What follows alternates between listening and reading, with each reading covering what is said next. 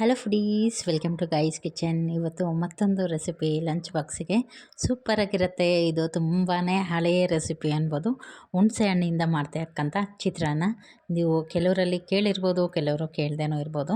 But lemon ರೈಸ್ಗಿಂತ ಸೂಪರಾಗತ್ತೆ ಇದು ಹುಣಸೆ ಹಣ್ಣನ್ನು ಬಳಸ್ಕೊಂಡು ಮಾಡ್ತಕ್ಕಂಥ ಚಿತ್ರಾನ್ನ.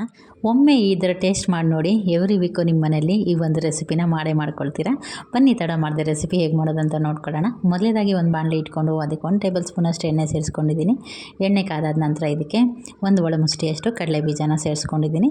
ಇದನ್ನು ಸಣ್ಣ ಊರಿನಲ್ಲಿ ಹದವಾಗಿ ಹುರಿದು ತೆಗೆದು ಒಂದು ಪ್ಲೇಟಿಗೆ ಸೈಡಿಗೆ ಎತ್ತಿಟ್ಕೊಳ್ಳೋಣ. ಇದ್ರ ಜೊತೆಗೇ ಹಾಗೆ ಒಗ್ಗರಣೆ ಹಾಕ್ಕೊಂಡು ಮಾಡ್ಕೊಬೋದು. ಬಟ್ ಕಡಲೆ ಬೀಜ ಈ ಚಿತ್ರಾನ್ನದಲ್ಲಿ ಕರುಮ್ ಅಂತ ಇದ್ರೇ ಚೆನ್ನಾಗಿರುತ್ತೆ. ಹಾಗಾಗಿ ತೆಗೆದು ಸೈಡಿಗೆ ಇಟ್ಕೊಂಡಿದ್ದೀನಿ. ಈಗ ನೋಡಿ, ಅದೇ ಎಣ್ಣೆಗೆ ಒಂದು ಅರ್ಧ ಸ್ಪೂನ್ ಸಾಸಿವೆ ಹಾಕಿದ್ದೀನಿ. ನಂತರ 1/4 ಸ್ಪೂನಷ್ಟು ಜೀರಿಗೆ, ಎರಡನ್ನೂ ಸ್ವಲ್ಪ ಹರಡ್ಕೊಂಡು ಆದಮೇಲೆ ಇದಕ್ಕೆ 1 ಸ್ಪೂನಷ್ಟು ಕಡಲೆಬೇಳೆ ಸೇರಿಸ್ಕೊಂಡಿದ್ದೀನಿ. ಕಡಲೆಬೇಳೆ ಸೇರಿಸಿದ್ದಾದಮೇಲೆ ಇದನ್ನು ಒಂದು 30 ಸೆಕೆಂಡ್ಸ್ವರೆಗೂ ಇದನ್ನ ಫ್ರೈ ಮಾಡಿ, ಇದಾದ ನಂತರ 1 ಸ್ಪೂನು ಉದ್ದಿನಬೇಳೆನ ಸೇರಿಸ್ಕೊಳ್ಳೋಣ. ಇದನ್ನು ಅಷ್ಟೇ ಒಂದು 30 ಸೆಕೆಂಡ್ಸ್ ತನಕ ಫ್ರೈ ಮಾಡ್ಕೊಳ್ಳೋಣ. ನಂತರ ಇದಕ್ಕೆ ಈರುಳ್ಳಿ, ಹಸಿಮೆಣಸಿನ್ಕಾಯಿ ಮತ್ತು ಕರಿಬೇವು ಮೂರನ್ನು ಒಟ್ಟಿಗೆ ಸೇರಿಸ್ಕೊಳ್ತಾ ಇದ್ದೀನಿ. ಹಸಿಮೆಣಸಿನ್ಕಾಯಿ ನಿಮ್ಮ ಖಾರಕ್ಕೆ ಎಷ್ಟು ಬೇಕು ನೋಡಿಕೊಂಡು ಅಷ್ಟು ಸೇರಿಸ್ಕೊಬೋದು. 1-2 ಒಣಮೆಣಸಿನ್ಕಾಯಿನೂ ಸೇರಿಸ್ಕೊಬೋದು ಇದೇ ಟೈಮಲ್ಲಿ, ಅಥವಾ ಹುಣಸೆ ರಸ ಹಾಕಿದ್ದಾದ್ಮೇಲೂ ಸಹ ಸೇರಿಸ್ಕೊಬೋದು. ನಾನು ಒಗ್ಗರಣೆಗೆ ಹಾಕಿಲ್ಲ, ಕೊನೆಯಲ್ಲಿ ಹಾಕ್ಕೊಂಡಿದ್ದೀನಿ. ಈರುಳ್ಳಿ ಬೇಗ ಬೇಯೋದಕ್ಕೆ ಉಪ್ಪನ್ನು ಸಹ ಸೇರಿಸ್ಕೊತಾ ಇದ್ದೀನಿ. ಟೋಟಲಿ ನಾನು ಎಷ್ಟು ಕ್ವಾಂಟಿಟಿಗೆ ಮಾಡ್ತಿದ್ದೀನಿ ನೋಡಿ, ಅಷ್ಟಕ್ಕೂ ಒಟ್ಟಿಗೆ ಉಪ್ಪನ್ನ ಸೇರಿಸ್ಕೊಂಡಿದ್ದೀನಿ. ಅದಾದ ನಂತರ 1/4 ಸ್ಪೂನಷ್ಟು ಅರಿಶಿನ ಪುಡಿನ ಸೇರಿಸ್ಕೊಂಡು ಇದನ್ನೆಲ್ಲ ಮಿಕ್ಸ್ ಮಾಡ್ಕೊಳ್ಳೋಣ. ನಂತರ ನೋಡಿ, ಈರುಳ್ಳಿ ಇಷ್ಟು ಬೆಂದಾದಮೇಲೆ ಒಂದು 50 ಗ್ರಾಮಷ್ಟು ಹುಣಸೆಹಣ್ಣನ್ನು ನೆನೆಸ್ಬಿಟ್ಟು ಅದ್ರ ಪಲ್ಪ್ ತೆಗೆದಿಟ್ಕೊಂಡಿದ್ದೆ. ಅದನ್ನೀಗ ಒಗ್ಗರಣೆಗೆ ಸೇರಿಸ್ಕೊಳ್ತಾ ಇದ್ದೀನಿ. ಇದು ಚೆನ್ನಾಗಿ ಕುದಿಬೇಕು.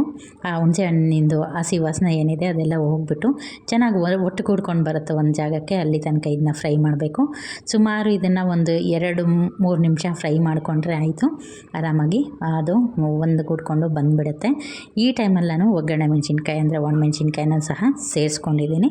ಇದಕ್ಕೆ ಖಾರಕ್ಕೋಸ್ಕರ ಅಲ್ಲ, ಫ್ಲೇವರ್ಗೋಸ್ಕರ ಅಷ್ಟೇ. ಈಗ ಇದನ್ನೊಮ್ಮೆ ಬಾಡಿಸ್ಕೊಳ್ಳೋಣ.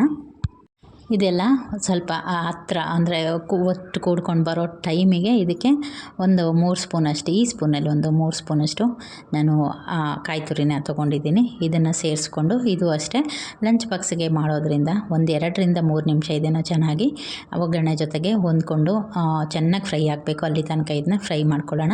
ಈಗ ಮಾಡೋದ್ರಿಂದ ಮಧ್ಯಾಹ್ನ ನೀವು ಲಂಚ್ ಬಾಕ್ಸ್ ತೊಗೊಂಡೋದ್ರೂ ಹಾಳಾಗದೇ ಇರೋ ರೀತಿಯಲ್ಲಿ ಇರುತ್ತೆ. ಹಾಗಾಗಿ ಇದನ್ನು ಚೆನ್ನಾಗಿ ಬಾಡಿಸ್ಕೊಂಡ್ರೆ ಗೊಜ್ಜು ಅನ್ನೋದು ರೆಡಿ ಆಗುತ್ತೆ. ಈಗ ಇದಕ್ಕೆ ಹೆಚ್ಚಿರ್ತಕ್ಕಂಥ ಕೊತ್ತಂಬರಿ ಸೊಪ್ಪನ್ನು ಹಾಕ್ಕೊಂಡು ಮತ್ತೊಮ್ಮೆ ಮಿಕ್ಸ್ ಮಾಡಿಕೊಂಡು ನಾನು ಮುಂಚೆನೇ ರೈಸನ್ನು ಸಹ ಇಟ್ಟಿದ್ದೆ. ಈ ಗೊಜ್ಜು ರೆಡಿ ಆಗೋಷ್ಟರಲ್ಲಿ ಪಕ್ಕದಲ್ಲಿ ರೈಸು ರೆಡಿಯಾಗಿತ್ತು. ಆ ರೈಸ್ನ ಇದಕ್ಕೆ ಸೇರಿಸ್ಕೊಂಡು ಒಗ್ಗರಣೆ ಜೊತೆಗೆ ಚೆನ್ನಾಗಿ ಹೊಂದ್ಕೊಳ್ಳೋ ರೀತಿಯಲ್ಲಿ ಮಿಕ್ಸ್ ಮಾಡ್ಕೊಳ್ಳೋಣ. ಹಾಗೆ ನಾವು ಮುಂಚೆನೇ ಫ್ರೈ ಮಾಡಿ ಇಟ್ಕೊಂಡಿದ್ವಲ್ಲ ಕಡಲೆ ಬೀಜ, ಅದನ್ನು ಸಹ ಸೇರಿಸ್ಕೊಂಡಿದ್ದೀನಿ. ಈ ಹದದಲ್ಲಿ ಸೇರಿಸ್ಕೊಳ್ಳೋದ್ರಿಂದ ಕಡಲೆ ಬೀಜ ಕರುಮ್ ಅಂತ ಚೆನ್ನಾಗಿರುತ್ತೆ. ಹೀಗೂ ಮಾಡ್ಕೊಬೋದು, ಅಥವಾ ಗೊಜ್ಜು ಜೊತೆಗೆ ಮಾಡಿದ್ರೆ ಸ್ವಲ್ಪ ಸಾಫ್ಟಾಗಿರುತ್ತೆ ಅಷ್ಟೇ. ಒಮ್ಮೆ ಟ್ರೈ ಮಾಡಿ, ಸೂಪರಾಗಿರ್ತಕ್ಕಂಥ ರೆಸಿಪಿ. Thank you.